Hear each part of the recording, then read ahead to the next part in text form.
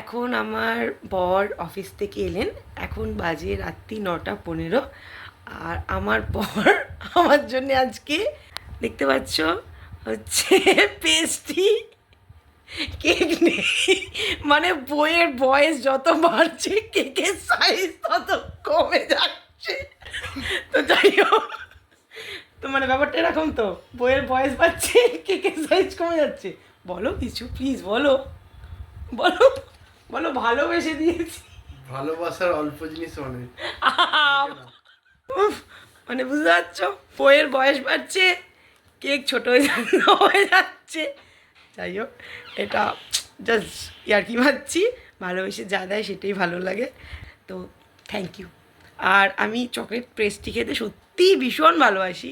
কেকটা খেয়ে নিই, তারপর আবার পরে আসছি, কারণ শুধু এইটাই আনিনি, আরও অনেক কিছু খাবার দাবার এনেছে, তো সেইগুলো দেখাচ্ছি কী কী এনেছে, তো সঙ্গে থাকো। আমার লিখে দিল। খাইয়ে দে, মাকে খাইয়ে দে, মাকে খাইয়ে দে, মাকে খাইয়ে দে। এই দেখ বুঝতে ছবি উঠো। এই যে ভালোবেসে কেকটা খাইয়ে দিলে, এটাই সবচেয়ে বেশি ভালো লাগলো। Thank you. খাইয়ে দিলাম আর একটু লাগিয়ে দিলাম। এগুলো ভালো লাগে না কিন্তু, এটাই আনন্দ, বলো। এই ছোট ছোট আনন্দগুলোই ভালো লাগে। দিলাম আর একটু লাগিয়ে দিলাম। আমিও একটু এদিকে শোন, রুষা শোন, আমিও লাগিয়ে দিলাম। এরকম লাগাস না খাওয়া। ইস,